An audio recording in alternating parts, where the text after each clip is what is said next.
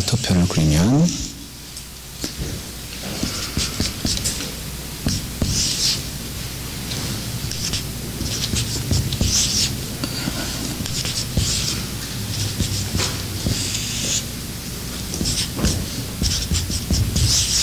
이렇게 된다고 그랬죠? 기억하시죠? 이제 이런 거는 다 기억을 하실 거예요. 자, 여기는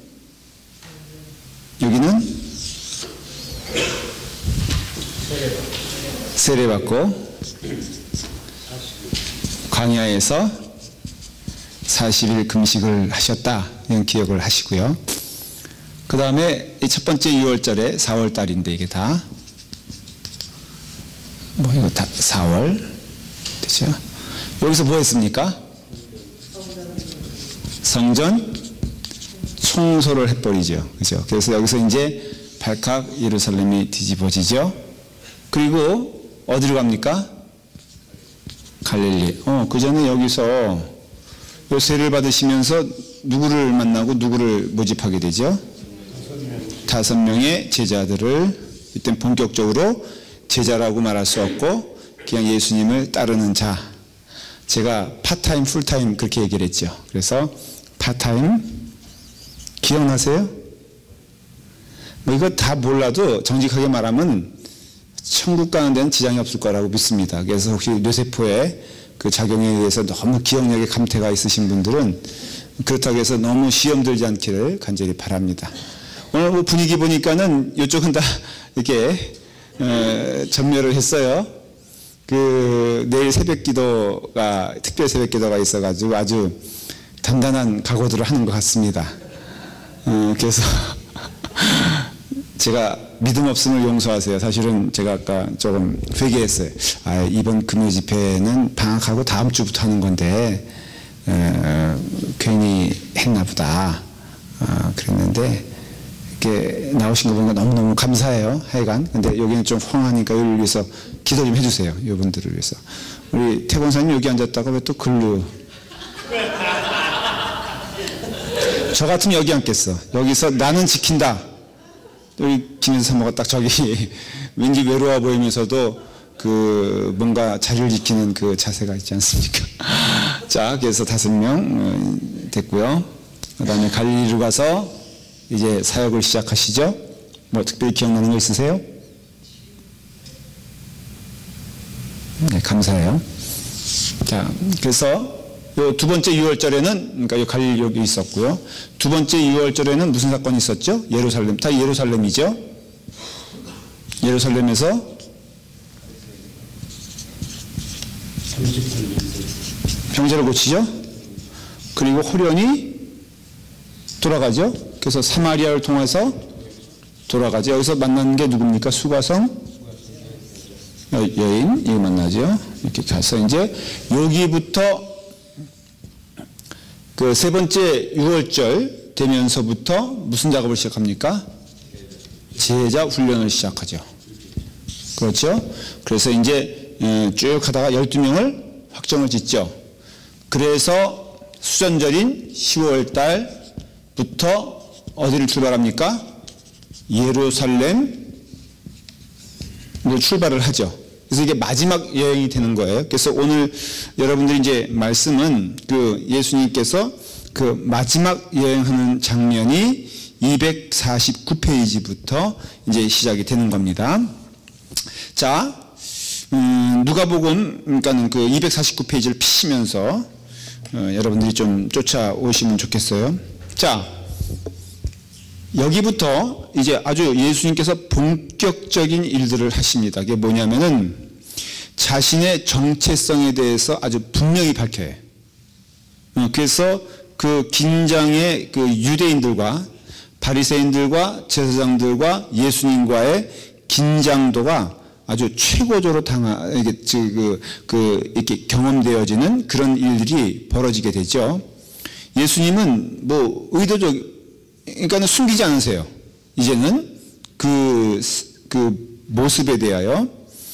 그래서 부닥치는 게 무엇이냐면은 바로 예수 그리스도는 누구냐에 대해서 이제 우리가 도전과 고백을 하게 되죠. 그 믿음의 생활에 있어서요, 우리가 분명히 깨달아야 할 게 뭐냐면요, 믿음의 생활은 이렇게 현상적으로 보면, 경험적으로 보면은 예수님 믿고 구원 받았잖아요. 그래서 믿음의 길을 가면서 이렇게 믿음 생활은 결국은 교회에서 이루어지게 돼 있잖아요. 교회 내에서 이루어지게 되면은 교회 내에서 우리는 이렇게 사람과 사람들과의 관계를 형성하게 됩니다. 근데 그럴 때 100% 우리가 고백하는 것은 무엇이냐면은 사람과 사람과의 관계를 쭉 이렇게 경험하다 보면은, 부정적으로 얘기하면은 믿는 자들 간의 관계가 결코 기쁨을 주지 못한다라는 것을 경험하게 돼요. 참 이상하죠? 여러분들 구원받은 분이에요. 그래요, 안 그래요? 그렇죠? 저도 구원받은 사람이라고 했을 때, 이렇게 인간 대 인간이 이렇게 접촉을 하다 보면요, 좋은 때도 있지만은 섭섭하단 말이에요. 섭섭한 때가 있어요. 여러분, 저에 대해서 섭섭한 거 있죠? 뭐 있다는 것보다도 있을 수 있죠? 예, 그렇죠. 우리 구세혁 권사님이 용감하게 대답을 했어요. 있을 수 있잖아요. 하다 보면은 매일 좋을 수 없잖아요. 그러면서 사람 대 사람과의 관계에서는 참 믿음의 기쁨을 누리기가 어렵구나, 이상하게 생각하는데, 그것이 이상한 게 아니라 자연적인 거라 이거예요. 저는 성경을 통해 이렇게 보면요, 제가 이게 바울이라는 사람을 좀 연구해 봤을 때, 그 바울 옆에 있었던 사람들은 굉장히 피곤했을 것 같아요. 그렇게 생각을 해요. 네. 참 어려웠겠다. 그러니까는 왜 그러냐면요, 이렇게 사람과 사람과의 관계를 통해서 온전하지 못하는 것을 경험하는 것이 자연스러운 거고요. 우리는 결국은 예수님과 우리의 관계에 대해서 분명한 답을 해줘야 돼. 그래서 예수님은 누구시냐라고 했을 때, 예수님은 우리의 모든 것 되신다라는 것을 경험하고 고백하는 것이 신앙에 있어서 대단히 중요한 터닝 포인트가 된다는 거예요.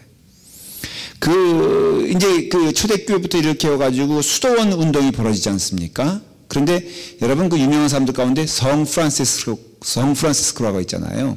그 성 프란시스코가 있는데, 근데 그 밑에 이제 그 사람들이 뭐냐면은, 이 수도원 운동의 특징이요, 아주 쉽게 말하면 사람들에게 질려서 거길 떠나서 온 사람들이라 그렇게 얘기할 수 있어요. 그러니까 온전히 주님만 바라보며 나가야 되겠다, 소위 말해서 속세를 떠난다 그러잖아요. 그래서 다 떠나서 거기 모여 있는데, 그렇게 마음을 갖고 모인 사람들도 모이니까 어떤 문제가 생겨져요? 어려운 문제가 생기더라 이거예요. 그래서 금식을 했는데, 성프란시스코 제자들과 성프란시스코가 어떤 사람이 약속된 그 시간을 어기고선 이렇게 음식을 먹지 않습니까? 그러니까는 막 사람들이 비난을 하죠. 왜 저 사람은 말이야 저렇게 규율을 어기고 그렇게 먹냐 그랬을 때, 성프란시스코가 어떻게 합니까? 나도 그냥 같이 먹자 해서 먹어서 마치 규율을 이렇게 범한 것처럼 하지만은, 이게 뭐냐면요, 우리 신앙생활은 그렇게 사람을 보면은 틀림없이 답이 안 나온다는 것을 얘기해 주는 거예요. 그러니까 예수님이 우리의 전부가 되는 것이, 예수님이 구세주이고 우리의 모든 것 되시고, 우리의 힘의 원천과 기쁨의 은혜의 원천은 하나님으로부터 온다는 것을 늘 우리는 경험하게 하셔요. 그래서 예수님은 nothing or all thing이에요. 모든 것 아니면은 아무것도 아닌 것처럼 되는 거예요. 그러니까 예수님께서 이제 실질적으로 그래서 선포하는 내용들이 뭐냐면, 예를 들어서 요한복음 9장, 예루살렘에서 일어난 일들 요한복음에서 많이 기록되어 있다고 그랬죠. 요한복음 1장 보면은 날 때부터 맹인된 사람을 고치는 이야기가 나와요. 그런데 이 이야기는요, 결국은 어떻게 그것이 변화되냐면은, 예수님이 예루살렘에서 어떠한 기적과 어떠한 사역할 때에는 반드시 거기에 목적이 있는데, 그것은 뭐냐? 예수님이 하나님 되심을 드러내는 일들을 한다는 거예요. 그래서 요한복음에서는 9장에 단지 어떻게 보면은 날 때부터 맹인된 사람을 고쳤는데, 이것이 어떤 논쟁이 이루어지게 되냐면은 22절에 보면은 그 부모가 이렇게 말하는 것은 이미 유대인들이 누구든지 예수를 그리스도로 시인하는 자는 출교하기로 결의하였으므로 그들을 무서워함이라. 뭐 이야기를 딱 잘라서 얘기하면은 그 부모가 예수 그리스도에서 제대로 고백하지 못한 이유는 사람들이, 어떤 사람들은 예수님을 그리스도로 고백하는 사람도 있었다는 거예요. 그래서 예수님을 그리스도라 고백한다는 뜻은, 이 그리스도는 무슨 뜻이라고 했죠? 여러분 혹시 기억하세요? 메시아예요, 메시아. 이 메시아는 우리가 생각하는 하나님의 아들, 그렇게 생각하는 건 아니에요. 이스라엘 사람들의 메시아는, 이스라엘 사람들이 생각하는 메시아는 사람이에요, 사람. 하나님이 아니에요. 사람인데 하나님의 택하신 종이에요. 그래서 굳이 비유하자면은 모세와 같은 사람을 메시아라고 할 수 있어요. 엘리야 같은 사람을 메시아라고 할 수 있어요. 그래서 예수님이 변화산에서 만난 두 사람이 있죠. 그 사람이 누굽니까? 모세와 엘리야예요. 그러니까 예수님은 메시아는 아니에요. 그러나 소위 말해서 이스라엘 사람 유대인들이 믿었던 메시아라고 하는 사람들의 위에 서 있는 것을 봐요. 그런데 예수님은 누구시냐? 그리스도라라고 하는 이야기와 고백들이 나타나기 시작했어요. 그 말은 예수님은 뭐라고요? 메시아다. 그러나 이 고백이 하나님의 아들이라는 뜻은 아니지만 그 바리새인들과 제사장들의 입장에서는 굉장히 이것은 두려운 고백이에요. 그렇기 때문에 그거에 대해서 말하는 자들은, 저 예수를 가리켜서 그리스도다라고 말하는 자들은 출교시킨다. 여러분, 그 출교가 의미하는 바는 아시죠? 이슬람 사회에서 왜 기독교인들이 이렇게 나타나기가 어려운지 아세요? 몇십 년 동안 정말로 목숨을 다해서 그렇게 복음을 전하는데도, 고작 터키에서도 그렇고요. 터키는 조금 나아요. 그런데 뭐 이란이라든가 그런 데는 기독교인들이 0.1%도 안 돼요. 왜 그런지 아십니까? 일단은 그 어떤 이슬람이라는 그 영적 그것이, 그러니까는 그 벽이 굉장히 높은 것도 사실이지만 실제적으로 예를 들어서 주민등록증에 종교난이 있어요. 그 사람들은 그 의도는 뻔하죠. 거기에 법적으로 종교난에 자기의 종교를 기록하게 돼 있어요. 근데 99.9%가 이슬람이에요. 근데 거기에 기독교라고 들어가면은 이 사람은 살아있으나 살은 자가 아니에요. 이 사람은 직장을 구할 수도 없어요. 일단 가족에게서 추방돼 버려요. 그 동네에서 추방돼 버려. 그리고 신분증은 언제나 검사가 되는 거니까 교통경찰이 봐도 이 사람이 기독교인이라고 하면 이젠 다르게 취급을 하고, 당연히 직장에서 당신 주민등록증 가져와 이렇게 될 거 아니에요. 그럼 거기에 종교난이 있어요. 그래서 기독교라 그러면 이 사람은 취직이 되지 않아요. 그래서 기독교인 되면은 뭐 번듯한 직장 구할 수가 없고요. 자, 이게 출교예요. 이슬람권에서, 이슬람의 그 소사이어티에서 출교당한다고 했을 때 이 사람은 완전히 선매장되는 거예요. 이 똑같은 거예요. 그건 유대교 사회예요. 그렇죠. 그런데 그 유대 사회에서, 유대교 사회에서 그가 출교당한다는 것은 결국은 그의 생명줄이 끊어지는 것과 다름이 없다라는 것이에요. 예수님은 이와 같이 이제 사역을 통해서 어떤 논쟁을 일으키냐면은 그 사람의 그것을 통해서 예수님은 누구신가라는 것에 대하여 말할 수밖에 없는 환경을 만드시는 이유가, 예수님은 그것을 죄의 문제와 연결시키거든요. 자, 맹인된 것은 이 사람이 죄인 된 친구예요. 유대인들 입장에서 보면은. 그 부모의 죄 때문에 그가 그렇게 된 거예요. 근데 예수님은 그 맹인을 고치면서 말씀하신 이 사람은 죄 때문이 아니다 라고 말해요. 그러니까 죄의 문제를 얘기하게 되었을 때 결국은 예수 그리스도는 누구시냐라고 이제 말해요. 예수님이 예루살렘에, 이때 10월 달에 예루살렘에 가셔가지고 아주 중요한 사건이 세 가지가 있게 됩니다. 첫째는 말씀하신 드린 것처럼 바로 소경을 고친 게 첫 번째고요. 두 번째는 예수님이 성전에서 설교를 해요.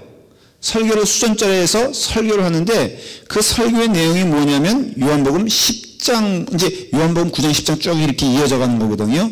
10장에 보면은 양의 우리 비유를 하세요.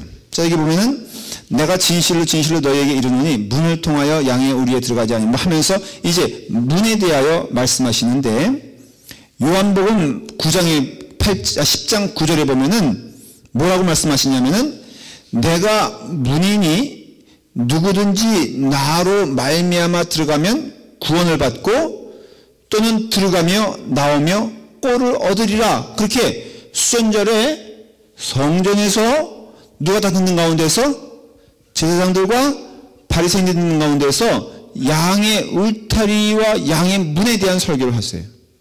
이거는 바보가 아니면은 누구를 지칭하는지는 알 거예요. 그래서 여기서 아주 그 말씀을 하시면서 자, 양의 문을 가지 아니하고 문으로 가지 아니하고 다른 데로 넘어 들어가는 자는 절도며 강도다 그랬어요. 그랬는데 그 양의 문이 누구라는 거예요? 예수님이라고 스스로고 9절에서 내가 문이니 그랬어요. 근데 내가 문이니 그러면서 무엇을 언급하냐면은 다시 한번 읽어볼게요. 내가 문이니 누구든지 나로 말미암아 들어가면 무엇을 받고? 구원을 받고 그랬어요. 나로 말미암아 병든 것이 고쳐지고 그러면은 이런 정도까지는 오지 않죠. 근데 지금 예수님은 뭐를 다루고 있는 거예요? 죄의 문제를 다루고 있어요. 그래서 예수님께서 이런 역사, 그러니까 그 병든 자를 고치고 너의 죄가 사여노라. 그러니까 단박 바리새인들과 제사장들 한 얘기가 뭐예요? 저가 누구인데 감히 죄가 없다고 말할 수가 있느냐? 그러니까는 결국은 예수님께서 스스로 하나님의 아들이심을 선포하기 시작하는 거예요. 그렇기 때문에 자, 내가 문이니 여러분 내가 문이다라는 것은 또 구원에 이르는 그 문이다라고 말씀하시고 이 문을 통과하지 않고 울타리 건너가는 자들은 이것은 다 이리떼요 이것은 다 절도요 강도다라고 말하는데 그 절도요 강도는 누구냐면 누구 말하냐면은 바로 바리새인들과 제사장들을 말하고 있다는 것은 우리가 알 수가 있잖아요. 그러니까는 자 보십시오. 날 때부터 소경된 자를 고치면서 벌써 큰 센세이션을 일으키죠. 그 하나님의 아들이심을 선포하는 선포식이잖아요. 그 다음에 수전절에 바로 또 시간이 지나서 성전에서 설교를 하셨는데 그 설교의 내용이 바로 뭐 선한 목자, 양의 그 울타리 비유 이 얘기를 하신 거예요. 그래서 나는 문이니 누구든지 나를 통해서 들어가면 구원을 받고 그래서 이제 그 얘기를 하시니 결국은 큰 논란이 벌어지게 되잖아요. 더군다나 요한복음 11장, 자 9장에는 맹인에 대한 얘기고요. 10장은 그 선한 목자에 대한 얘기고 그 다음에 11장에 가면은 어떤 사건이 나오게 되냐면은 죽은 나사로를 살리는 사건이 벌어지게 돼요. 근데 이것도 똑같은 그 현상이 벌어져요. 25절을 보면요. 뭐라고 되어 있냐면은 이제 나사로 살리고 뭐 이렇게 한 부활한 일이 일어나면서 그 나사로의 부활을 말씀하시면서 이렇게 말을 해요. 25절에 예수께서 이르시되 나는 부활이요 생명이니 나를 믿는 자는 죽어도 살겠고 무릇 살아서 나를 믿는 자는 영원히 죽지 아니하리니 이것을 내가 믿느냐라고 마르다에게 신앙 고백을 하게 해요. 자 보십시오. 세 가지 사건을 내가 말씀드렸잖아요. 그런데 점점 어때요? 그 강도가 센 것을 보게 되죠. 그렇죠? 그 눈먼 자를 고친 그것을 통해서 조금 보여주시더니 수전절에 성전에 들어가서 말씀 선포하시면서는 아예 나는 양의 문이니 나로 말미암지 않고는 구원에 이르지 못한다라고 말을 했는데 이제 나사로를 살린 사건을 통해서 마르다에게 뭐라고 말하냐면 신앙 고백을 하게 하세요. 그래서 너는 믿느냐? 무엇을 믿느냐? 나는 부활이요 생명이니 나를 믿는 자는 죽어도 살겠고 무릇 살아서 나를 믿는 자는. 자, 예수님은 여기까지 오기까지 보십시오. 죄의 문제를 다루시고요, 생명의 문제를 다루세요. 그렇죠? 부활과 죽음에 대해서 다루세요. 자, 여러분, 여기서 지금 예수님이 하시는 말씀이 뭐예요?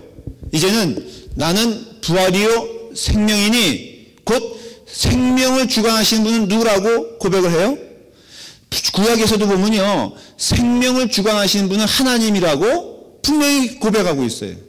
시편 보면 그렇고 잠언 다 보면은 무슨 고백을 해요? 우리에게서 생사 모든 것은 다 누가 주관하시는 분이다? 하나님이 주관하신 분이에요. 그러니까 메시아라면 이렇게 말할 수가 없어. 만일에 유대인들이 생각하는 메시아라면은 하나님의 명예에 의해서 자기들을 고통 가운데 구해줄 자지, 결코 죄에 대하여 죽음에 대하여 선포할 수 있는 자는 아니에요. 여러분, 모세가 죽음을 선포했어요? 생명을 선포했어요? 구원을 선포했어요? 모세는 분명히 하나님의 종으로서 하나님께로 인도하는 존재지 그 스스로에게 영적 권세가 있다고는 말할 수가 없잖아요. 엘리야도 마찬가지예요. 그러니까 유대인들이 기대했던 메시아는 이와 같이 그저 하나님께로 우리를 인도하고 또 우리의 고통에서 이 문제를 해방시켜 주는데 이끌어 줄 사람으로 이해를 했지, 죄 문제라든가 생명의 문제에 대해서 다루는 것을 이해할 수가 없는 거예요. 왜? 처음 경험하는 거니까. 근데 예수님은 말씀드린 대로 나사로를 살리면서는 아주 못을 박아요. 빼도 박지 못하게 무슨 못을 박느냐? 나는 생명이라는 것이에요. 나는 죽음을 이기는 자예요. 그래서 너희가 나를 믿으면 죽어도 살겠고 살아도 영생을 얻게 될 것이라고 선포하게 되었을 때, 그러면서 물어보잖아요. 내가 믿느냐라고 물어볼 때 마르다가 고백한 내용이 뭐예요? 주여 그러하여다. 주는 그리스도시요 세상에 오시는 하나님의 아들이신 줄 믿습니다. 자, 보십시오. 그리스도요, 거기서 끝나는 것이 아니라 뭐예요? 살아계신 하나님의 아들이심을 믿는다. 이것은 들어본 얘기예요. 누구의 신앙 고백과 똑같습니까? 베드로의 신앙 고백이에요. 그래서 너는 나를 누구라고 하느냐? 그럴 때 주는 똑같아요. 그리스도시요 살아계신 하나님의 아들이십니다라고 고백해요. 주는 그리스도시요 라고 하면 거기서 끝나면 그건 메시아적인 사명을 말하는 것이에요. 그런 점에서 맞죠. 예수님은 우리를 구원의 길로, 하나님의 길로 인도하시는 인도자예요. 목자가 그렇잖아요. 그런데 거기서 끝나면 곡인데, 주는 그리스도시요 살아계신 하나님의 아들이십니다. 이게 우리의 신앙 고백이잖아요. 그러면은 그때 네가 이렇게 말한 것은 네 능력으로 말한 것이 아니라 누가 말씀했다 그랬죠? 성령님께서 그렇게 하게 하였다. 그러니까 신자들은 성령님의, 그래서 너희가 성령 받아라 라고 할 때 사도행전에서 성령 받은 후에 제자들의 모습이 어떻게 변합니까? 확실하게 고백하죠. 주는 그리스도가 아니라 그리스도요 살아계신 하나님의 아들이십니다 라고 믿는 거예요. 여러분, 우리의 신앙이요 사실 너무 세상적이란 뜻은요, 우리가 모일 때마다 즐겁고 감사하고 여기서 천국 누리는 거, 이건 참 좋은 일이에요. 모일 때마다 너무너무 서로 섬기면 얼마나 좋겠어요. 오늘요 제가 점심을 먹는데 너무너무 행복한 거 있죠. 여성교 회원들이 10명이 때로 왔어. 와가지고는 마치 그러니까 저라는 것은 백 목사님하고 저예요. 저희를 위해서 점심을 준비하느냐, 정말로 거창한, 그래봤자 된장국이지만 준비하는데 천국 같더라고요. 모이니까 재밌어. 막 얘기하는 게 얼마나 좋은지 몰라. 근데 여러분, 우리의 신앙생활은 그게 아닌 거 알고 있죠. 네. 자꾸 사람들이 이 정도에 생각하면, 특별히 굳이 프랙티컬하게 현실적으로 얘기하면요, 이민교회의 약점이 뭔지 아세요? 한국교회도 문제가 많지만 이민교회는요 너무 교회를 소셜 클럽으로 여기는 게 문제예요. 이게 문제예요, 지금. 그러니까는 저야 어떻게 보면은 여러분들을 향한 고백일 수 있어요. 복음을 전할 때 그에 대해서 아멘 하는 사람도 있지만은 별로 와닿지 않는 사람들이 있어요. 그럼 왜 그럴까? 관심이 없는 거예요. 관심을 한 번도 가져본 적도 없고 들어본 적도 없어. 그러다 보니까는 이 마음 가운데 신앙은요, 궁극적으로 성령님께서 끝까지 글로 몰고 가시는데 뭐냐? 예수는 누구냐 이거예요. 여러분, 예수는 누구냐라고 물어볼 때 신앙 고백 없는 사람들이 참 많아요. 이것을 불평하는 게 아니라 우리의 갈 길을 분명히 알아야 되고 교회의 존재의 의미를 알아야 되는 것이에요. 맞아요, 틀려요? 이럴 때 역사가 일어나는 것이에요. 여러분, 이거 아니면요, 이게 모래알처럼 어떻게 보면은 금방 무너지는 됩니다. 20년 믿어도요, 잘 지내는 것처럼 보여도 뭔가 톡 떨어지면요, 금방 무너지는 게 우리 관계예요. 늘 말하잖아요. 이렇게 분위기 좋은 거 사실 이게 아니고 이게 본질이 아니거든요. 아무리 인간관계 재밌으면 좋을 수 있고요, 춤이 맞으면 좋을 수 있는 거예요. 그런데 우리 신앙 고백을 탁 물어봤을 때 거기에 답을 하지 못하면요, 대단히 위험스러운 존재로 변하는 것을 고백할 수밖에 없어요. 그래서 저는 여러분들에게 어떤 때는, 그래서 존 오웬 목사님은요, 청교도 시대 때 목사님들은 진짜 철저했어요. 좋다 나쁘다 이런 거예요. 예를 들어서 그 신방을요, 집으로 가지 않으려고 사무실을 불러요, 한 사람씩. 그래서 불려가는 날은 완전 초상이야, 그 사람에겐. 딱 이렇게 예를 들어서 이완희 집사님 이번 주 오후 2시부터 2시 반까지 저와 만납니다. 그러면 속으로 좀 찔리겠어, 안 찔리겠어? 제가 부르면 그것도 어디서 부르느냐? 집으로 가는 것도 아니고 사무실을 딱 불러. 그래서 딱 물어보는 게 몇 가지 있어요. 첫째, 구원의 확신이 있습니까? 물어봐요. 대답 못 하잖아요? 당신은 참된 교인이 아닙니다. 쫓아보내. 그럼 그 사람 다음 주 나올까, 안 나올까? 안 나오긴. 회개하고 더 나와. 그래서 물어봐요. 당신 구원의 확신이 있습니까? 구원의 확신은 무엇입니까? 신앙 고백을 해보십시오. 당신은 영생을 믿습니까? 당신에게서 예수 그리스도는 누굽니까? 라고 물어봐요. 쭉 질문이 있어요. 그리고 거기에 대해서 질문하고, 그리고 목사님은 그걸 가리키기 위해서 땀을 흘렸어요. 저도 그래서 한번 해보고 싶은 게 그거예요. 우리 교인들 딱 스케줄 정해놓고 내가 당신 집에 가지 아니하고 당신이 내 사무실에 오십시오. 오셔서 내가 질문이 다 미리 돌려요. 이거에 대해서 신앙 고백하십시오. 제가 언젠가는 할 거니까는 기대하세요. 좋긴요. 교회다 교인들 다 떠나지. 어떻게 생각하세요? 자, 여기서 투표하고 끝내십시다. 자, 이거에 대해서 교회가 다 부흥할 것이다라고 믿는 사람 한번 손 들어보세요. 2명. 이거 하면은 교회 결단할 것이다. 한번 손 들어보세요. 1명. 뭐 어디에 손 든 거예요, 지금 권사님? 어디에 손 드신 거예요? 하려고? 그렇지. 그 다음에 이 나머지 사람들은 이게 원론적으로는 옳은 얘기인데 진짜 했다가는 어떤 사건이 일어날지 모르겠고 굉장히 두려운 마음이죠. 그렇죠. 저도 이쪽이 한 표이기 때문에. 근데요, 이거 고민을 해야 돼요. 왜냐하면 예수님이 이렇게 물어보시고요. 결국은 그거 아니에요? 사실은? 목사에게도 물어보는 게 뭐냐면은, 김동인 목사, 예를 들어 말하면 그거예요. 김동인 목사, 너는 지금 무엇을 위하여 붙잡고 가냐? 오늘 새벽에 제가 말씀드린 것처럼 저의 관심은 오직 믿음이에요.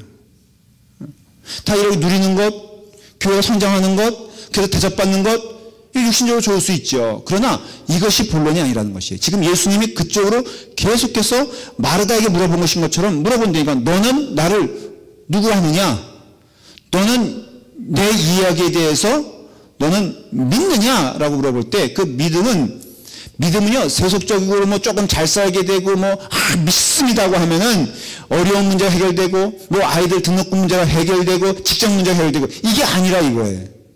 예수님이 너희는 나를 믿느냐라고 물어볼 때는 영생에 대한 문제를 얘기하고 있고, 여러분, 이 영생을 소유한 자는요, 이 땅에서 사는 것이 그렇게 중요한 것이 아니라는 것에 대하여 여러분, 우리는 깨닫게 돼요. 자, 여러분, 이거에 예를 한 번 더 들을게요.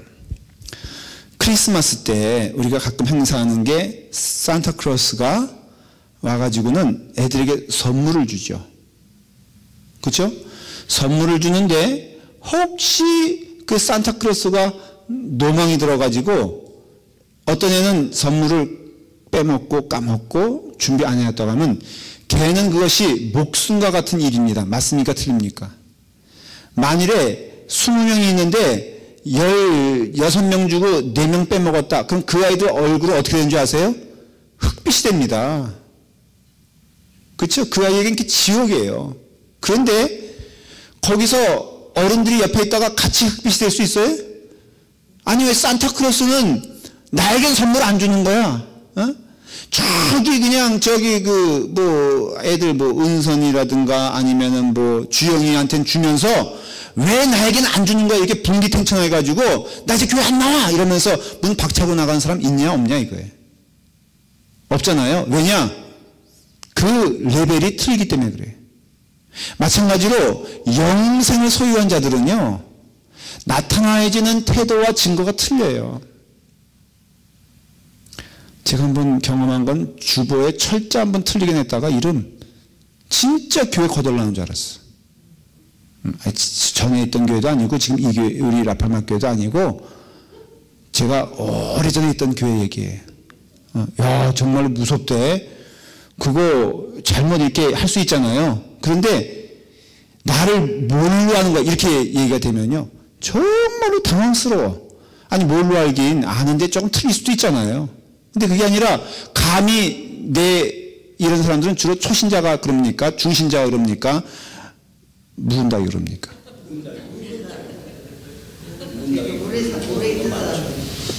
그분들도 묵은다기인데 달라요? 묵은다기는 다르긴. 네, 이게요, 제가 우스갯소리를 하는 것 같지만, 여러분도 솔직히 우리 가운데 경험되어지는 거 아니에요? 오자가 나오면 그냥, 그럴 수도 있지. 조금 더 저기 하면은 이름 빠져요. 그럴 수 있어요, 없어요? 있죠. 아, 그렇죠. 그것도 또, 계속하면 안 되지. 정말 경험이 있으시구나.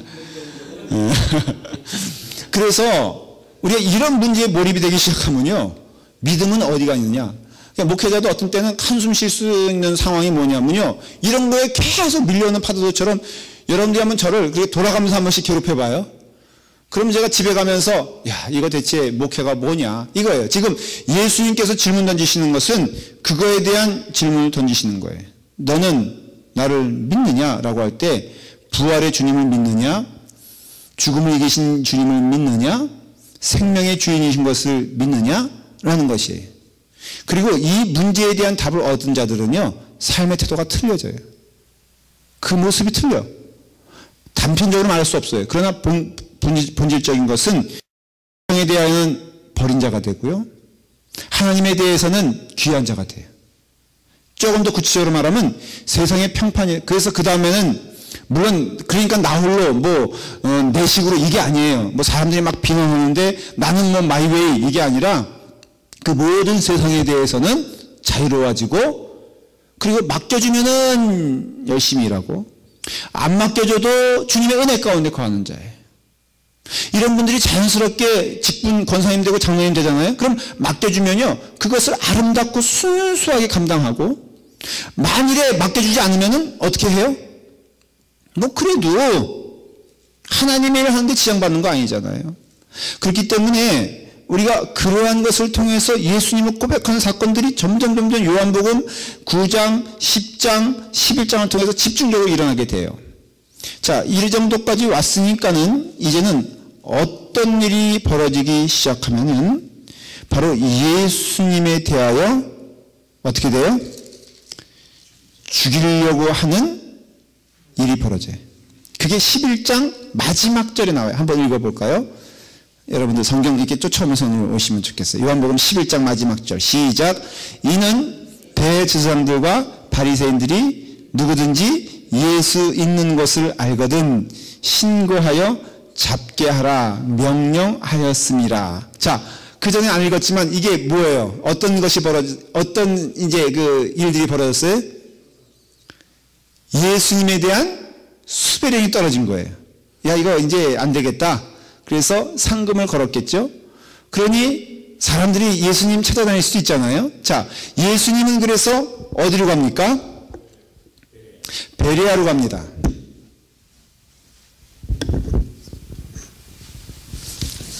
자, 이제 어느 정도 이렇게 좀 머릿속에 여러분들이 요거는 이제 다시 설명을 안 할 수도 있으니까는 머릿속에 기억해 두세요. 첫 번째 6월절에는 요 일이 있었고, 두 번째 6월절에는 38년대 병자를 고치는 것이 있었고, 10월 달에, 그러니까는 4월 마지막 6월절이 되기 전에, 세 번째 6월절은 제자훈련 때문에 그냥 포기를 하셔도 되고, 네 번째 6월절은 십자가에 달려 돌아가시는데, 그 전 10월 달에 가셔서 예수님이 성전에서 또 그 눈먼 자를 고치고 또 죽은 나사로를 살리는 일들을 하세요. 그러니까 그게 한 두 달 동안 이어지니까 12월 달이 됐어요. 12월 달이 됐는데 예수님에 대한 무엇이 떨어졌어요? 수비령이 떨어진 거예요. 그 수비령이 떨어지니까 예수님께서 피하셨죠. 왜냐하면 그때가 아니니까. 다시 말하면 십자가를 지는 때는 언제예요? 4월 6월절 때니까 이 시간 동안 예수님은 몸을 피하세요. 그게 어디입니까? 베레아로 가죠. 그래서 이제 베레아에 가서 또 뭐 하십니까? 먼저 여기 누굴 보냈었죠? 70인의 전도단을 보내서 기반을 닦으셨죠. 그래서 베레아는 여러분 이제 위치가 어딘지 다 설명을 들었어요. 자, 이렇게 돼 있으면 여기가 예루살렘, 나사렛 있으면 베레아는 어느 지역이라고 그랬죠? 요 지역이 베레아예요. 예. 아니 뭐 여기서 여기인데 여기서 여긴 거리가 얼마인 줄 아세요? 여리고가 여기 있어요. 여리고가 여기 있거든요. 여기. 근데 여리고에서 예루살렘까지 한 하루면은 가요. 하루면은 넉넉 잡고 그러면은 요 요단강만 건너면 이게 베레아인데요. 이 베레아는 이방 지역이에요. 그래서 유대인들이 예수님을 못 찾은 거예요. 그래서 베레아에 가서 예수님께서 막 거기서 기적을 일으키시고 또 여러 사역을 하시고 그 다음에 누가복음 15장 16장에 보면 비유들을 많이 말씀하세요. 거기서도. 그러니까 설교를 하셨다는 것을 알 수가 있어요. 자, 이렇게 3개월을 보내신 후에 이제 본격적으로 십자가를 지시기 위해서 오시는데 그때 요단강을 건너자마자 어디겠어요? 그것이 여리고예요. 그 여리고에서 누굴 만났어요? 삭개오를 만났어요. 여러분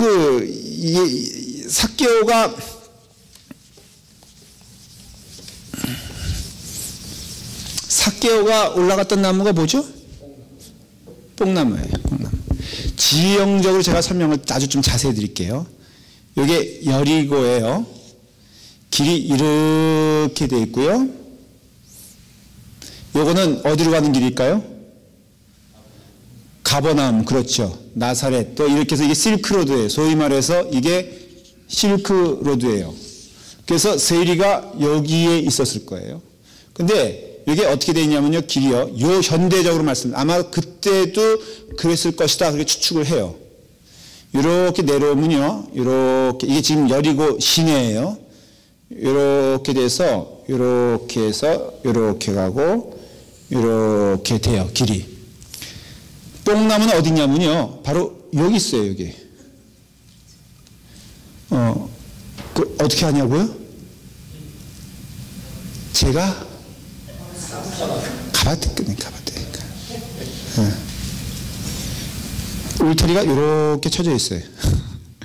그래서 이제 예수님께서 어디서 어디로 왔겠을까? 요단강 건너서 베레아 지역이니까 여기가 베레아 지역이니까 이렇게 오고 있었을 거예요. 그러니까 이 뭐든지 삼거리는 다 번화가 아닙니까? 그렇죠? 여기는 여기는 바로 그 시험을 당한 예수님이 그 40일 동안 시험 당한 광야를 여기로 해석을 해요. 여리고성 위에. 그래서 절벽이에요. 정말로 그러니까는 사탄이 예수님을 그 절벽으로 들어갔다는 그 절벽처럼 꽤 높아요. 한 100m 정도가 될 거예요. 그 높이가. 그러니까는 이런 때였는데 예수님이 이렇게 오시다 여기서 바로 삭개오를 본 거예요.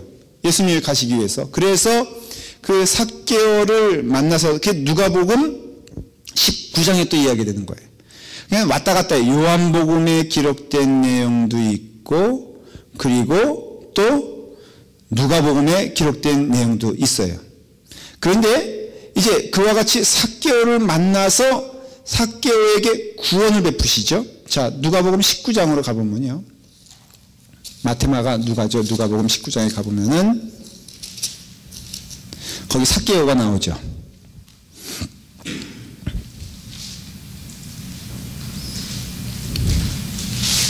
19장 10절에 보면은 뭐라고 되어 있어요? 자, 시작. 인자가 온 것은 잃어버린 자를 찾아 구원하라 하심이라. 예수님은요, 지금 말마다 뭘 하시는 거예요? 구원에 대한 얘기를 하고, 죄 용서에 대한 얘기를 하고, 부활에 대한 얘기를 하고, 영생에 대한 얘기를 하고, 죄 사함에 대한 얘기를 하잖아요. 구원이. 그러니까 예수님은 지금 일반 뭐 그냥 신성이 조금 변화된다 이런 사역을 하는 게 아니라 이제는 그 말년에는 분명한 자기의 정체성을 드러내는 일들을 막 하시는 거예요. 그래서 삭개오를 통해서도 구원에 대해서 얘기하면서 이제 삭개오를 만나죠. 그 다음에 요한복음 12장에 가보면요. 아까 그 11장 을 통해서 이제 그 죽은 나사로를 살린 다음에 그 다음에는 그 삭개오에 대한 삭개오에 대한 얘기는 누가복음에만 있어요.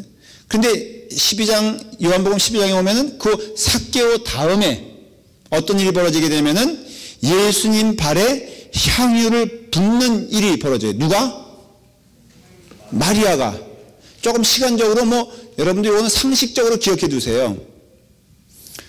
예수님이 베레아에서 예루살렘으로 오시는 동안 그 여리고에서 만난 사람은 삭개오고 그 다음에 예수님이 예루살렘으로 들어오시면서 베다니다라는 곳에 마리아의 집에 유하셨는데 거기서 옥합을 깨트리는 향유를 붓는 사건이 벌어지게 됩니다.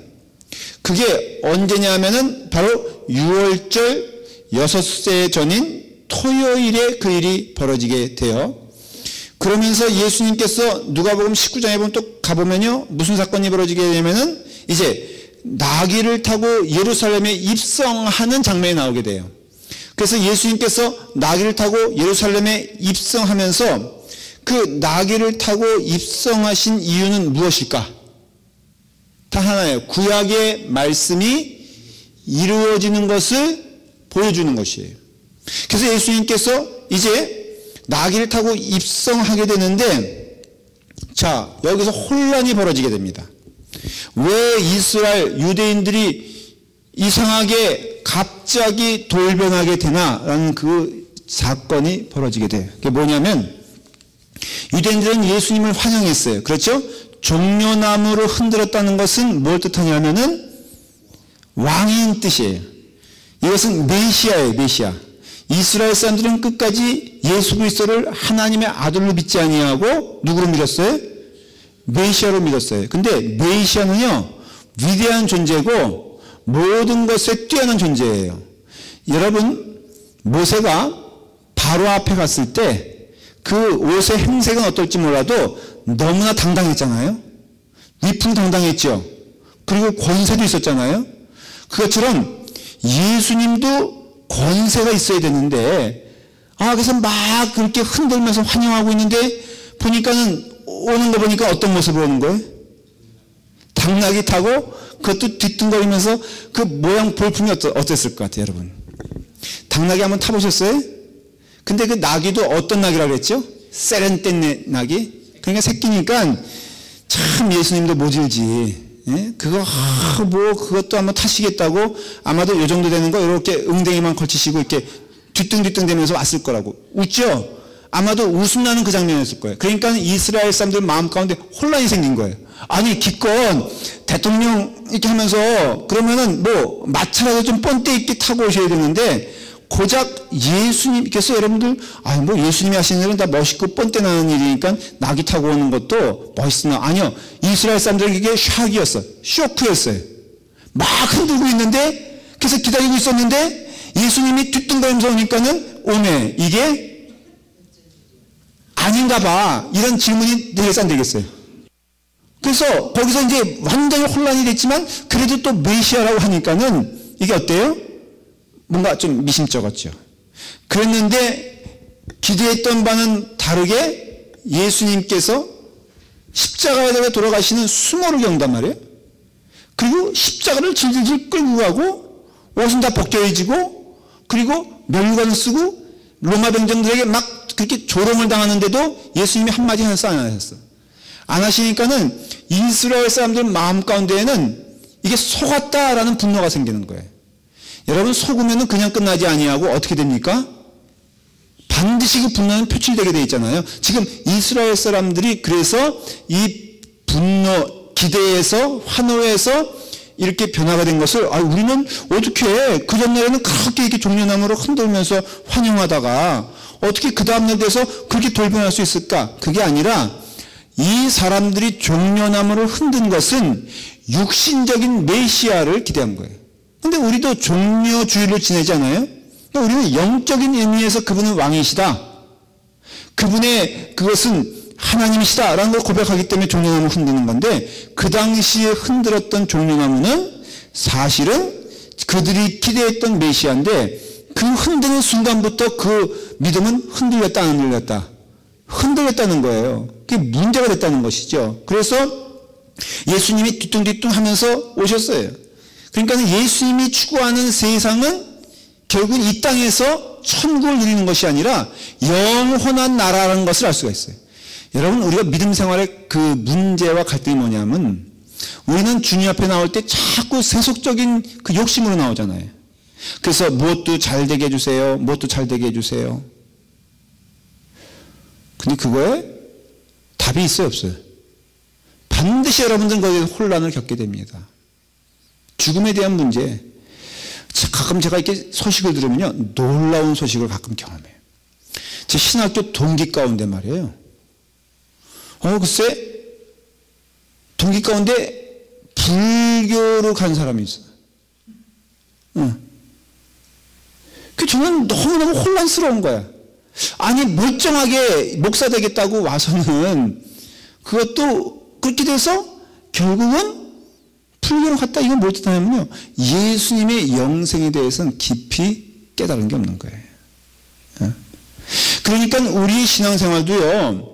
이와 같이 둘 중에 하나예요. 하나님을 믿는 예수 그리스도를 믿는 것은 우리를 영생케 하시는 이인 예수 그리스도를 믿는 것이지 이 땅에서 금은보화 취하자고 예수님 믿는 것이 아니고 궁극적으로는 진리가 진리를 우리 기쁘게 해요. 다시 말하면 영생을 소유한 자는 이 땅에서 흔들 수 없는 기쁨을 내가 소유하게 되고 이 땅에서 추구하는 기쁨을 우리가 자꾸 갖게 되면은 시간의 문제일 뿐 결국은 그 사람이 하나님을 대적하고 하나님을 떠나는 일은 시간의 문제일 뿐 반드시 일어나게 된다는 것을 알 수가 있어요.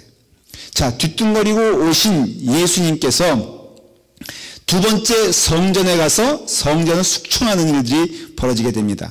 자, 왜 숙청하셨죠? 똑같은 이유예요. 첫 번째 예수님이 성전 숙청했을 때 강도의 구걸이다 그렇게 말씀을 하셨는데 자, 마태복음 21장 이건 지난번에 말씀을 드렸어요. 제가 어떠한 일이 벌어졌다?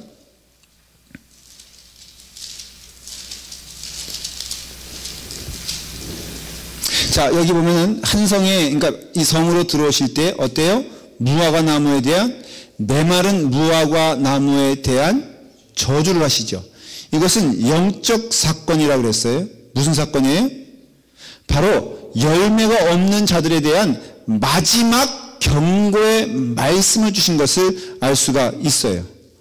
그렇기 때문에 우리의 삶을 통해서도 예수님은 궁극적으로 물어보십니다. 여러분, 뭘 물어보냐면은 너희에게 그런 영적 열매와 신앙의 고백이 있느냐 없느냐를 물어보세요.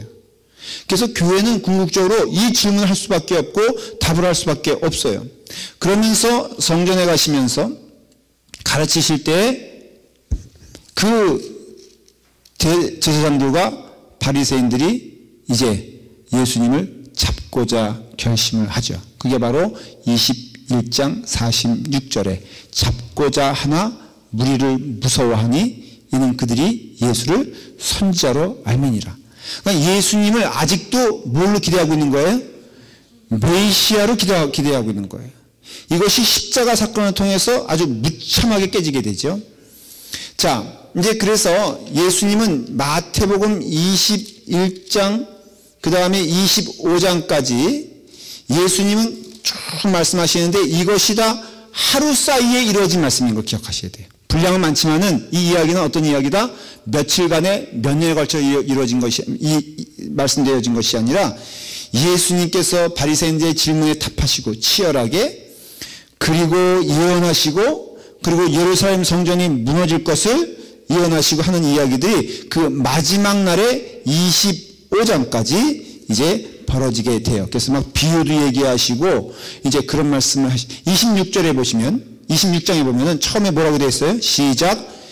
예수께서 이 말씀을 다 마치시고 제자들에게 이르시되, 그러니까는 그 21장부터 25장까지 쭉 예수님께서 말씀하신 거예요. 그러니까는 말씀드린 대로 오랜 시간 동안이 아니라 한 2시간, 3시간 동안에 말씀하신 내용이 성전 무너뜨리는 예언하시고 비유 얘기하시고 이런 이야기들을 쭉 하시면서 말씀을 다 마치시고 이르시되 너희가 아는 바와 같이 이틀이 지나면 6월절이다.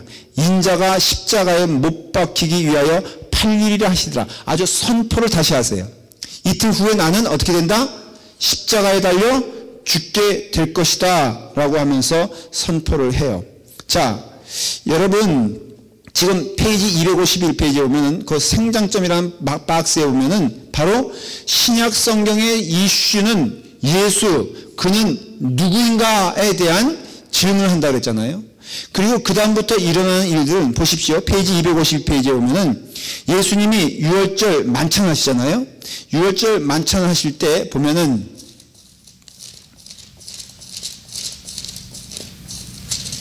자, 요한복음 13장에 보면요. 예수님께서는 유월절 전에 세상을 떠나 아버지께로 돌아가실 때가 이른 줄 아시고 제자들의 발을 씻기는 일을 요한복음 13장에서 하십니다. 마태복음 26장에서도 똑같이 그 제자들의 발을 씻기는 일을 하세요. 그러니까 같은 내용이에요. 그래서 이와 같이 예수님께서 그 일을 하시면서 제자들을 모아놓고 하나님 되심을 선포하시면서 십자가를 지시면서 너희도 이제 나머지 이 땅에 살면서 나를 쫓아오게 될 것인데 제자들에겐 서로 무엇을 부탁해요? 서로 섬기며 낮아지는 자가 되고 영생을 사모하는 자가 되어라 라고 말씀하세요. 이것이 주님 오시는 그날까지 영원히 지켜져야 될 것이라 그래요. 여러분, 교회는 딱 맞는 얘기가 뭐냐면은 지체들 간에는요 딱 하나만 존재해요. 뭐예요? 행동적인 그 명령을 말씀을 드리면 서로 섬기는 일을 해야 돼요. 정말 그럴 수 있을까? 예수님을 온전히 믿는 자들에게는 그러한 일들이 벌어진다 안 벌어진다? 벌어진다라고 초대교회는 증언하고 있어요. 그래서 성령님이 크게 역사하실 때는요 그 교회가 성령님의 역사 가운데 증거되어지는 것들이 있는데 이것이 나타나는 현상적인 병 고치고 그것도 일어나죠. 방언 일어나죠. 그런데 여러분 아셔야 될 것은요 방언이 허락된 자도 있고 허락되지 않은 자도 있어요. 그러니까는 방언이 교회의 필수적인 교회라는 징표가 된다 안 된다? 안 돼요. 기적, 바울조차도 병 고치는 기적을 일으키는데 정작 자기에 대하여는 병을 고치는 일이 일어나질 않아요. 그러니까는 병 고치는 기적도 병에 대한 얘기도 이것이 반드시 신앙의 표적으로 일어나야 될 일이라는 것을 성경은 말해주지 않아요. 다시 말하면 우리가 누구를 위해서 간절히 기도할 때 병 고침의 역사가 일어날 수 있어요? 없어요?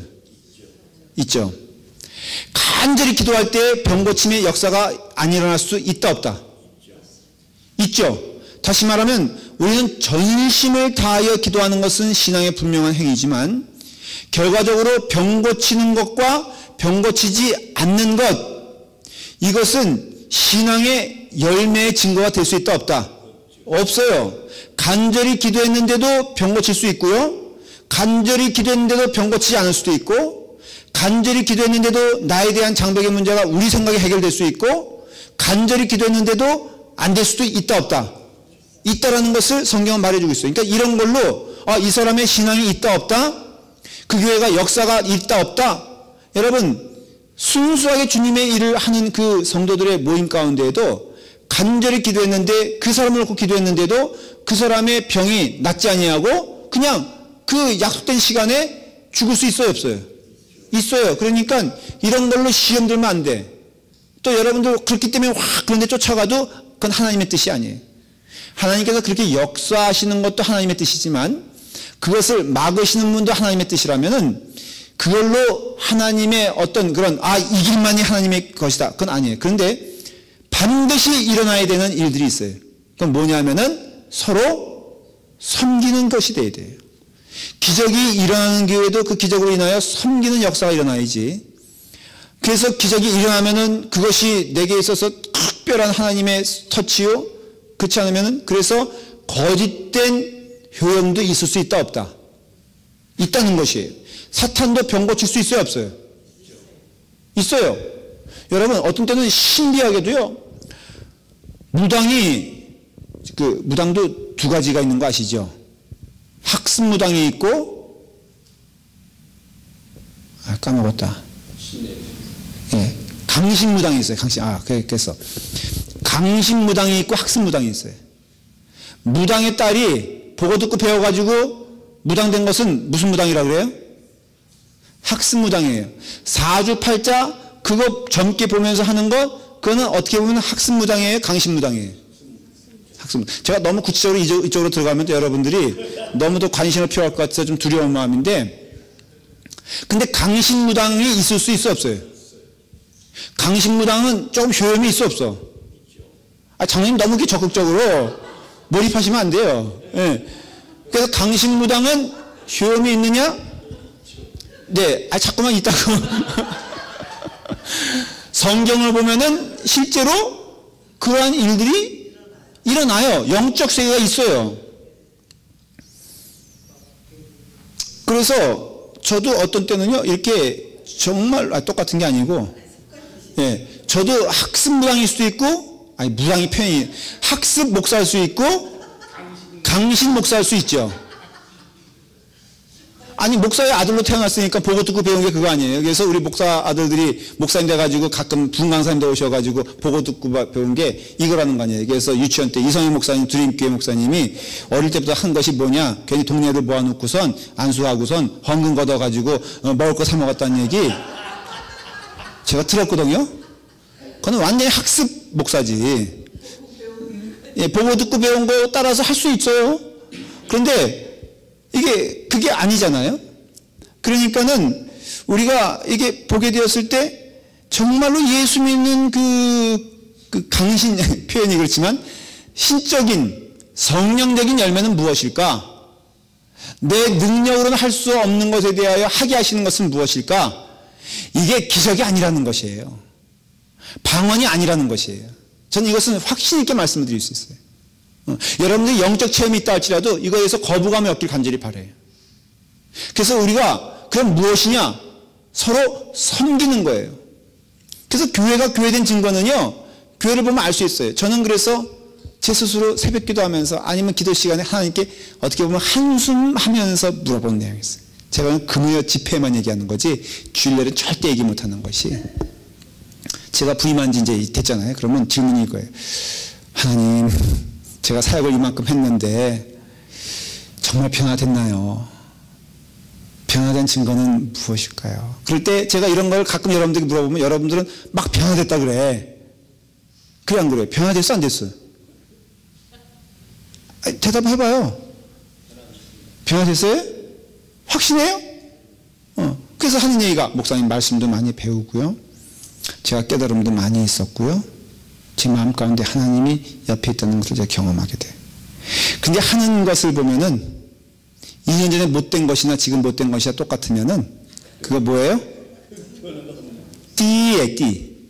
제가 차마 이 얘기를 그 면전 앞에서는 못해.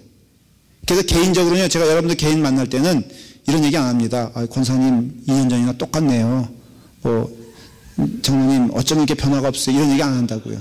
얼마나 많이 변. 근데 제가 공개적으로는 다 얘기할 수 있어. 진짜 엉터리들이에요. 금요 집회 나오신 분만 혼나는 거야.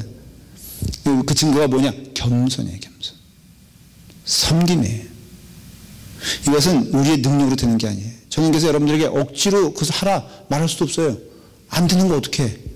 그러나 분명한 것은 성령 받으면요, 그 마음 가운데 질투심이 사라지죠. 베드로 변한 거 보세요, 여러분들. 제가 요한 얘기했잖아요. 좌편에 우편에 나를 세워주시오. 그런데 요한 1, 2, 3, 4 보면은 그게 무슨 성경이라고 그래요? 사랑의 성경이라고 그러잖아요.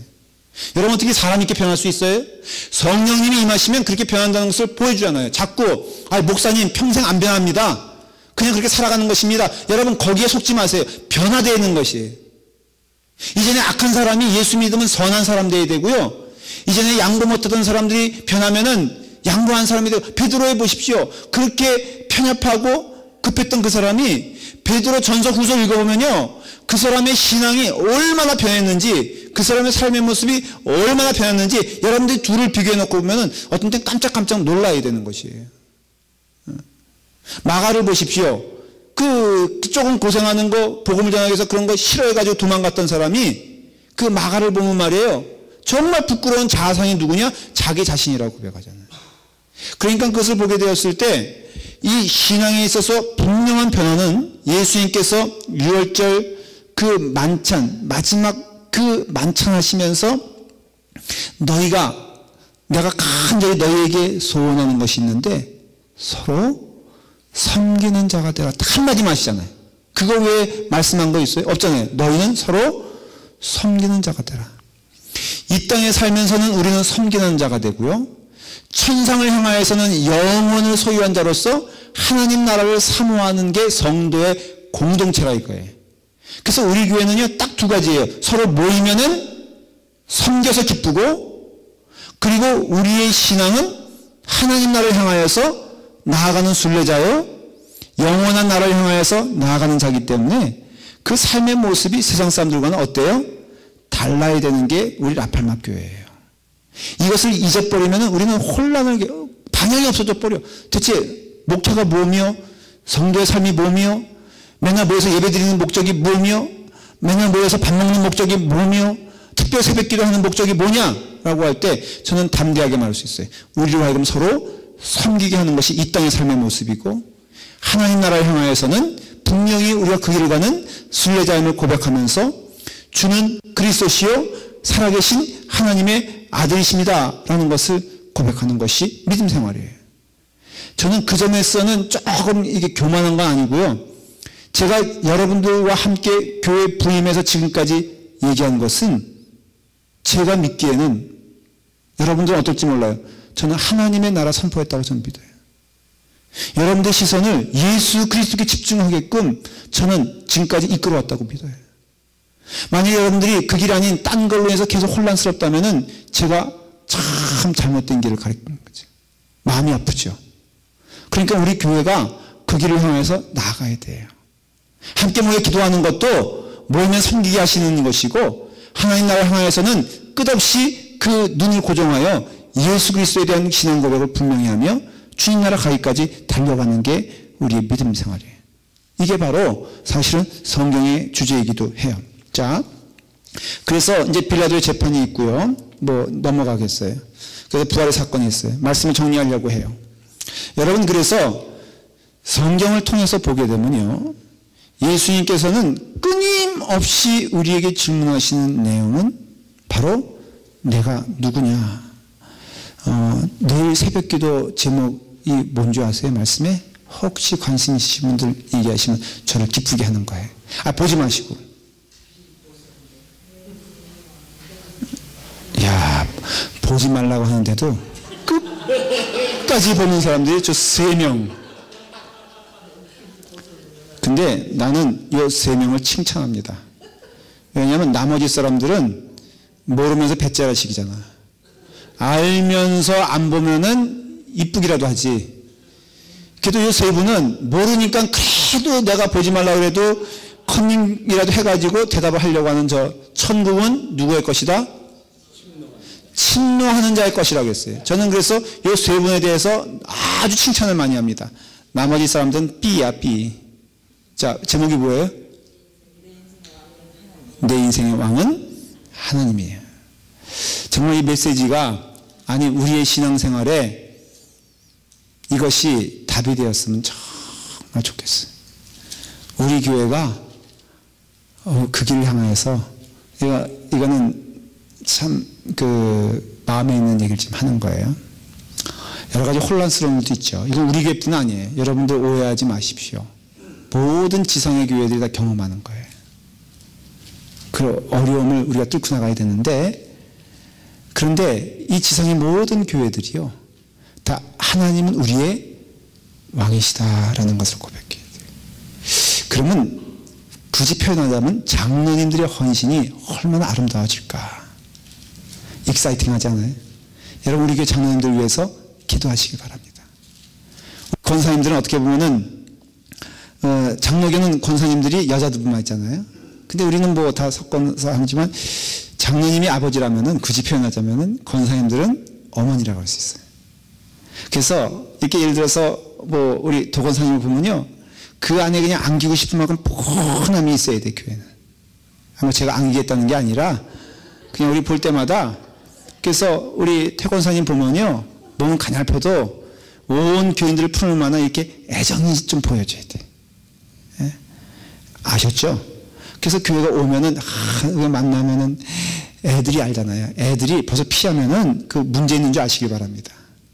그러니까 이와 같이 우리가 교회 안에서 하나님의 그 뜻을 본다는 것은, 저는 제가 왜 이것을 첫해 하지 아니하고 둘째 이게 지금 하느냐 하면은, 이제는 우리 교회가 이 시점이 된 것 같아. 이 교회에 대하여 아멘 하면은 우리 교회는 살 것이고, 이거에 대해서 고개 빳빳이 들고 또 그러면은 우리 교회는 하나님이 치실 거예요. 요한계시록에도 보면은 주여 주여 하는 자마다, 교회들은 다 주여 주여 해요. 교회들은 다 모이면 찬송했어요. 여러분 오해하지 마십시오. 뭐 목탁 두드리는 거 아니에요. 교회마다 다 찬송하고 예수님 믿는다고 했지만 분명히 뭐라 그래요?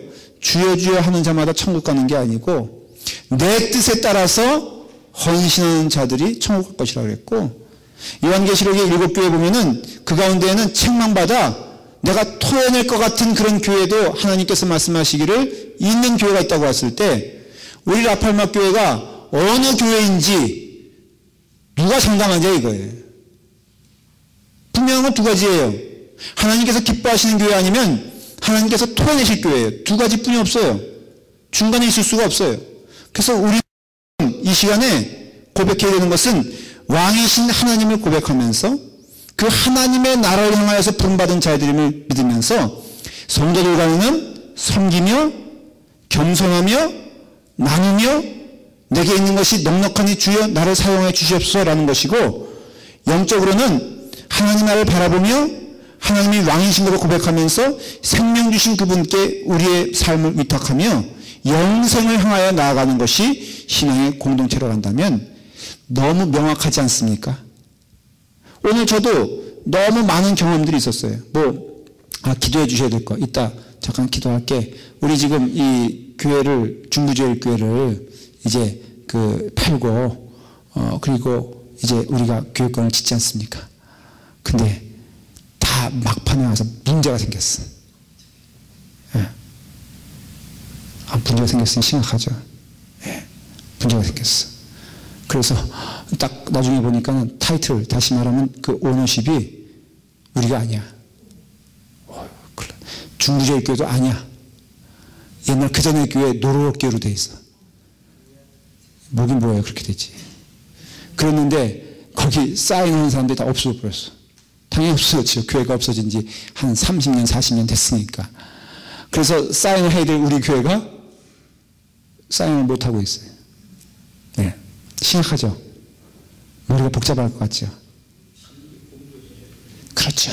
그냥 나는 그래요. 하나님께 맡깁니다.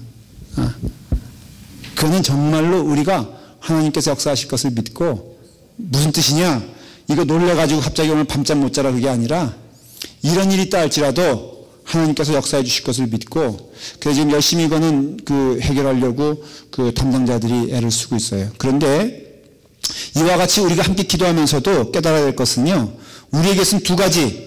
성도들 간에는 섬기는 일, 영적인 일에 있어서는 하나님이 왕이신 것을 인정하며 그 뜻이 이루어지기를 기뻐하는 일, 이거에 대해서 확실한 답을 가지시고 믿음의 생활하는 여러분이 되기를 간절히 축원합니다. 자, 우리 함께 기도하고 마치도록 할게요. 오늘은 기도 제목을, 첫째는 내일 새벽 기도에 우리 열심을 다하여서 마지막 날이니 우리 교우들이 함께 하길 바랍니다 하는 것이고요. 광고 다시 말씀드립니다만은 이건 예배니까 예물을 준비해 가져오십시오. 다 가져오십시오. 제가 권면을 합니다. 그래서 뒤에 헌금함에 넣으시고 제가 함께 기도할 테니까. 그리고 두 번째 기도 제목은 말씀드린 대로 교회 일들이 원만하게 잘 해결될 수 있도록 우리 교회가 저렇게 다 잘 돼서 우리가 맡은 바 사역을 잘 감당할 수 있도록 여러분 함께 기도하는 시간을 갖도록 하겠습니다. 그리고 제가 대표로 기도하겠습니다. 우리 다 같이 함께 기도하시겠습니다. 아버지 하나님 감사합니다. 주의 은혜 가운데 우리에게 복음을 허락해 주시고 하나님의 말씀을 허락하여 주셔서 주님이시여 우리의 가는 길을 밝히 보게 하시고 예수 그리스도의 행적을 통하여 우리의 심령이 뜨거워짐을 감사합니다. 아버지 하나님이시여 참된 메시아인 예수 그리스도를 저희가 믿게 하시고 주님 그리스도시여 살아계신 하나님의 아들이라는 것을 고백하게 하시며 이 땅에 살면서는 서로 섬기며 서로 나누며 겸손하게 주님께서 기뻐하시는 길을 갈 수 있도록 축복하여 주시기를 원하옵나이다. 아버지 하나님이시여 주께서 허락하신 사명을 잘 감당하길 원하고 주님께서 기뻐하시는 길을 가길 원하옵나이다. 아버지 하나님 우리를 붙잡아 주시고 인도하여 주셔서 주님께 영광을 돌리며 주님을 기뻐하며 주님을 즐거워하는 믿음의 자녀들 될 수 있도록 축복하여 주시기를 원하옵나이다. 또한 아버지 하나님이시여 교회 모든 일에 대하여 주님께 영광을 돌리길 원하옵나이다. 우리 중부제일교회가 잘 원활히 해결이 되어서 아버지 하나님이시여 우리가 교육관을 짓는 일과 그 모든 일에 있어서 하나님 영광 받아주시기를 간절히 빌고 원하옵나이다. 아버지 하나님께서 인도하시고 이끌어 주셔서 우리 자녀들을 잘 키울 수 있도록 주님 도와주시옵시고 이 모든 과정을 통하여서 하나님만을 바라보며 기뻐하며 즐거워하는 믿음의 자녀들 될 수 있도록 축복하여 주시길 원하옵나이다. 여기 모여있는 사랑의 자녀들 아버지 하나님이시여 한 영혼을 축복하여 주시옵소서. 주님의 은혜 가운데 주님의 영광에 이룰 수 있도록 인도하여 주시옵소서. 서로 화목하여 섬기며 사랑을 나누게 되었을 때 주님의 놀라우신 역사가 우리 가운데 임하게 될 것을 믿사오니 아버지 하나님이시여 우리를 붙잡아 주시길 원하옵나이다. 주여 인도하여 주시옵소서. 사랑과 은혜가 충만하신 아버지 하나님, 우리 사랑하는 지체들을 이 자리에 모이게 하시고 하나님의 말씀을 들으며 아멘할 수 있는 은혜를 허락해 주시니 감사합니다. 주는 그리스도시요 살아계신 하나님의 아들이십니다. 생명의 주관자가 되시고 죽음을 이기시고 영생을 허락하여 주시는 줄 믿습니다. 내가 이것을 믿느냐라고 마르다에게 물어보신 것처럼 오늘 이 시간에 우리에게 물으실 때 주여 믿습니다 라고 고백하며 우리에게 그 삶의 믿음의 증거를 보여주시옵소서. 이 땅에 살면서 우리로 하여금 믿음의 공동체를 허락하여 주시고 교회를 통하여 하나님께 영광 돌리는 우리를 허락하여 주셨는데 우리가 모일 때마다 서로 섬기게 하여 주시옵소서. 섬기되 상대의 그 냄새나는 발을 씻겨주는 것처럼 아버지 하나님 그 발을 씻겨 주시옵시고 주님이시여 하인 되어서 종이 되어서 섬기는 것처럼 무릎을 꿇고 섬기게 하여 주시옵소서. 하나님에 대하여는 내 인생의 내 모든 것의 왕이신 하나님을 인정하며 아버지 하나님 절대적인 순종을 주님께 드리게 하여 주시옵소서. 내 뜻대로 마옵시고 아버지의 뜻대로 역사하여 주시고 그것을 기뻐하며 찬송하며 바울과 실라처럼 그가 감옥에 갇혀서라도 하나님께 찬송하며 기도하는 주님의 자녀들 되게 하여 주시옵소서. 무엇을 하든지 어디에 있든지 하나님의 일을 함으로 기쁘게 하시고 감사하게 하시고 찬송하게 하시고 즐거워 주님께 영광 돌릴 수 있는 믿음의 자녀들 되게 축복하여 주시옵소서. 예수님의 이름으로 축복하여 기도하옵나이다. 아멘. 하늘에 계신 우리 아버지시여, 이름이 거룩히 여김을 받으시오며 나라의 마옵시며 뜻이 하늘에서 이루어진 것 같이 땅에서도 이루어지이다.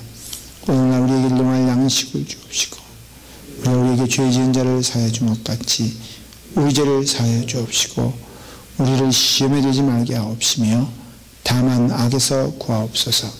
대개 나라와 권세와 영광이 아버지께 영원히 있사옵나이다. 아멘. 아멘. 우리 감사합니다. 자, 오늘은 서로 인사하시면서